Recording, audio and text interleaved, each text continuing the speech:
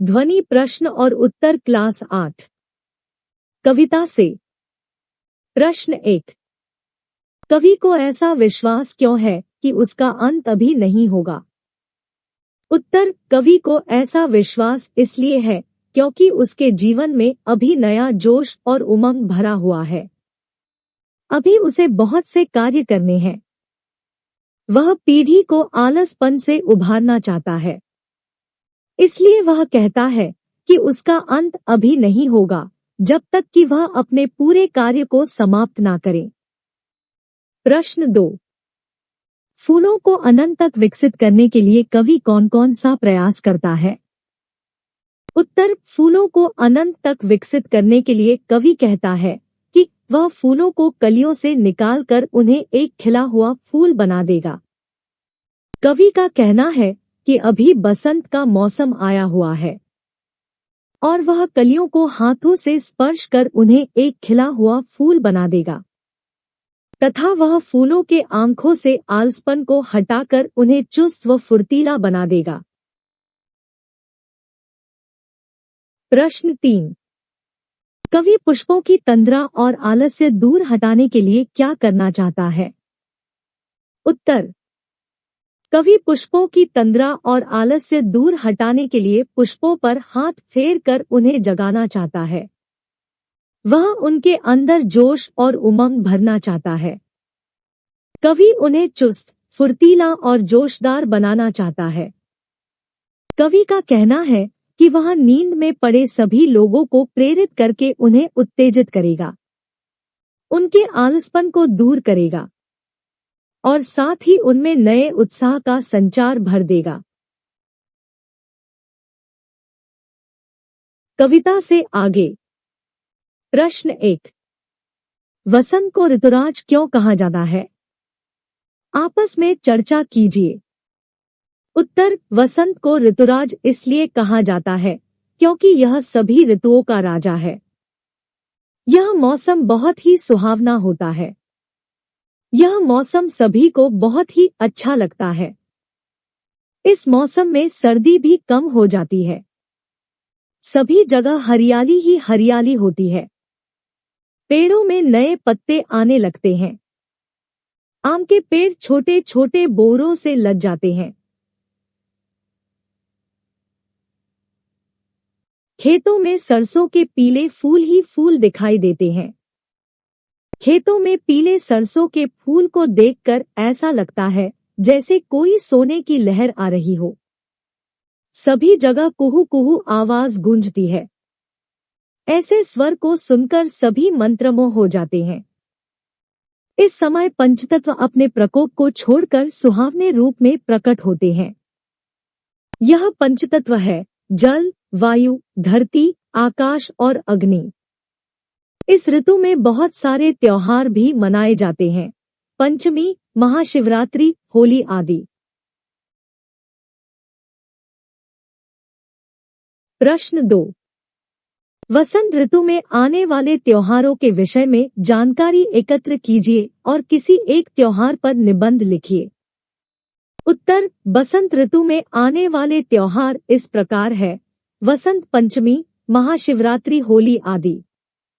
वसंत ऋतु में आने वाले त्योहार के विषय में होली पर निबंध लिखेंगे। होली का त्योहार फागुन मास की पूर्णिमा को मनाया जाता है। यह त्योहार हिंदुओं का त्योहार है। होली का त्योहार रंगों का त्योहार है। यह बहुत ही प्रसिद्ध त्योहार है। इस दिन लोग नए कपड़े पहनते हैं, एक दूसरे से प्रेम से रंग लगाकर होली खेलते हैं। बहुत सारे पकवान बनाए जाते हैं जिसे बच्चे देखकर बहुत ही खुश होते हैं।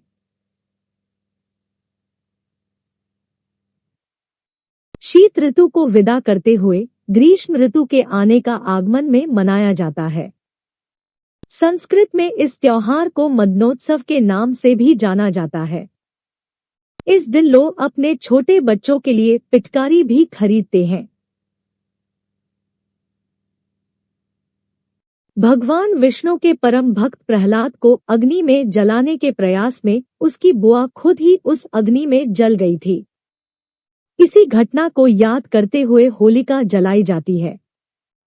दूसरे दिन फाग खेला जाता है। इस त्योहार को सभी मनाते हैं, जैसे छोटे बड़े, अमीर गरीब। इस दिन सभी अपने भेदभाव को मिटाकर होली का आनंद लेते हैं।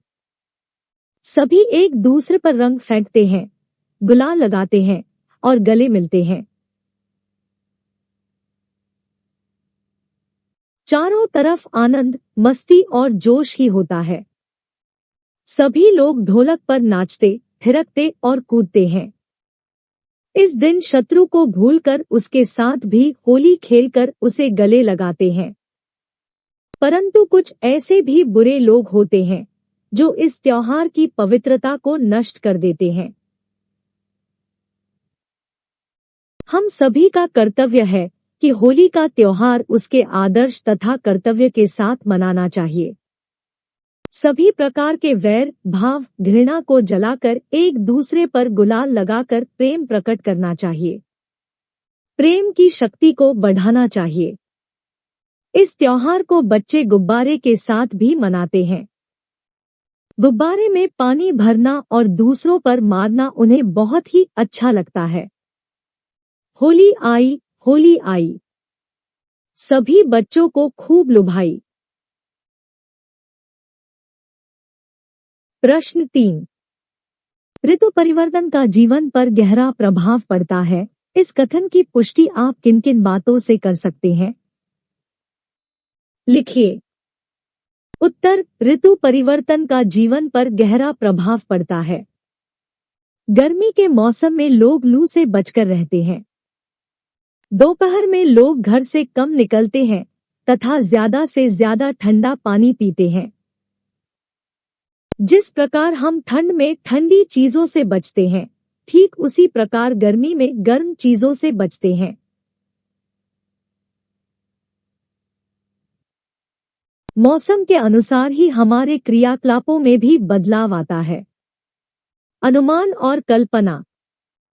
1। कविता की निम्नलिखित पंक्तियां पढ़कर बताइए कि इनमें किस ऋतु का वर्णन है। फूटे हैं आमों में बोर, भोर वन वन टूटे हैं, होली मची ठोर ठोर, सभी बंधन छूटे हैं। उत्तर, इस कविता में बसंत ऋतु का आगमन किया गया है। यहाँ पर आम के बौर होली के त्योहार का वर्णन किया गया है। यह सूर्यकांत त्रिपाठी निराला द्वारा लिखी गई है। प्रश्न 2। स्वपन भरे कोमल कोमल हाथों को अलसाई कलियों पर फेरते हुए कवि कलियों को फेरते हुए कवि कलियों को प्रभात के आने का संदेश देता है, उन्हें जगाना चाहता है और खुशी खुशी अपने जीवन के अमृत से उन्हें सींच कर हरा भरा करना चाहता है। फूलों पौधों के लिए आप क्या क्या करना चाहेंगे? उत्तर, हम फूलों पौधों के लिए निम्नलिखित चीजें करेंगे। 1। अधिक से अधिक मात्रा में पेड़ लगाएंगे। 2। समय समय पर उन्हें पानी, खाद आदि देंगे। 3। उनकी देखभाल करेंगे। 4। उन्हें नुकसान पहुंचाने वाले जानवर और अन्य चीजों से बचाएंगे।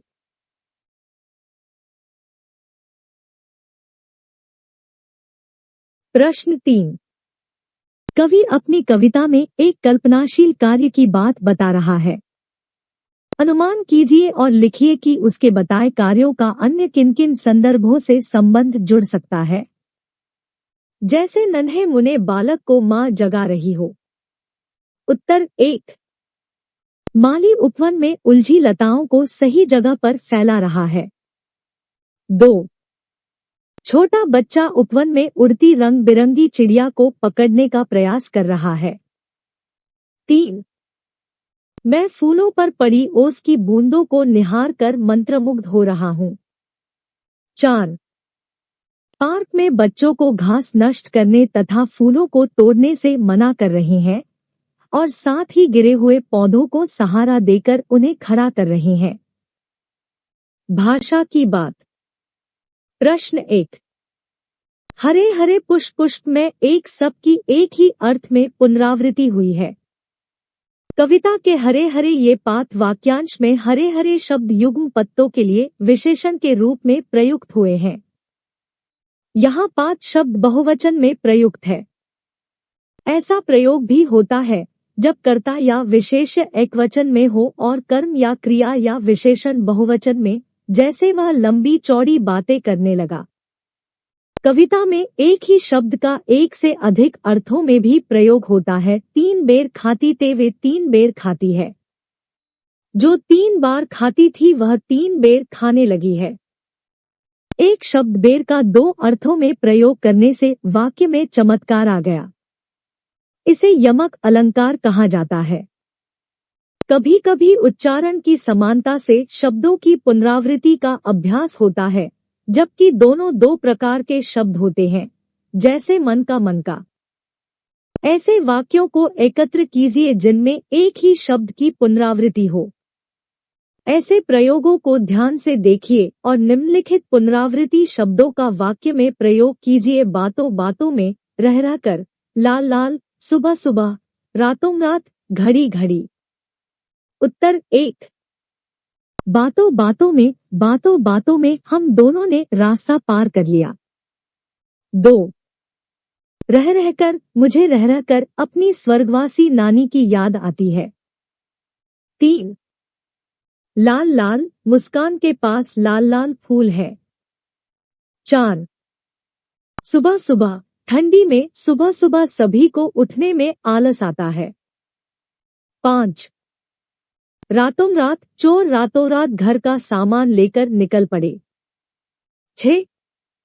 घड़ी घड़ी, तुम घड़ी घड़ी बाहर क्यों देख रहे हो।